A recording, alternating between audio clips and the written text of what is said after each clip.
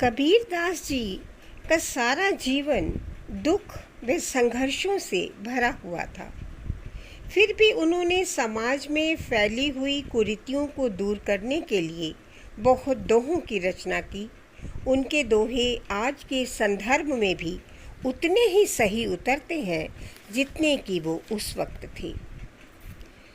गुरु गोविंद दोऊ खड़े काके लागू पाए, बलिहारी गुरु आपने गोविंद दिया बताए। इस दोहे में कबीर दास जी ने गुरु की महिमा को बताया है। कबीर दास जी कहते हैं कि मेरे सामने गुरु और ईश्वर दोनों खड़े हैं। अब वो इस द्विधा में है कि किसके पाँवों को पहले छुएं। वह गुरु को महत्व देते हुए कहते हैं कि मैं गुरु के पाँव पहले छूऊंगा, क्योंकि गुरु ने ही मुझे ईश्वर तक पहुंचने की राह दिखाई है। दूसरा है, साँच बराबर तप नहीं, झूठ बराबर पाप, जाके हृदय साँच है, ताके हृदय आप। इस दोहे में कबीर दास जी सच्चाई या सत्य की महत्ता को बताते हुए कहते हैं कि सत्य बोलना तप करने के बराबर है। अगर कोई व्यक्ति सच बोलता है तो मानो उसने तप कर लिया, और झूठ बोलना सबसे बड़ा पाप है।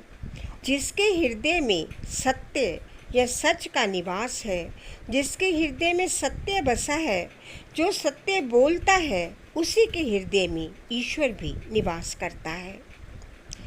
ऐसी बानी बोलिए मन का आपा खोए, औरन को शीतल करे आपू शीतल खोए। इस दोहे में कबीर दास जी मीठा बोलने के लिए कहा है।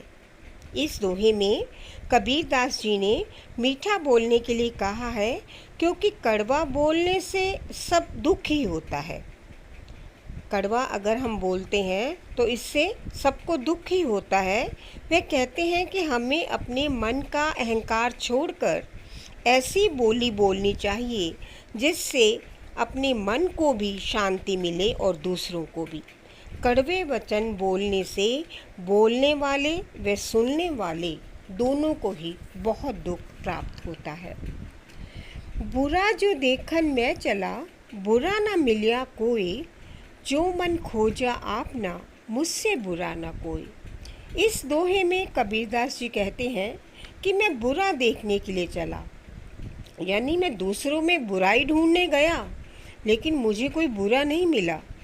यानी दूसरों के दोष ढूंढने के लिए हम जाते हैं पर मुझे कोई बुराई या दोष नहीं दिखा। यानी कि पर जब मैंने अपने मन में झांक कर देखा तो वहाँ बुराइयाँ और दोष ही भरे पड़े थे।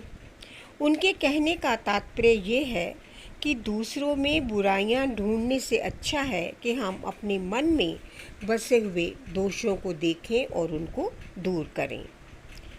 वृक्ष कभू न फल भके, नदी न संचे नीर, परमारथ के कारणे साधुन धरा शरीर।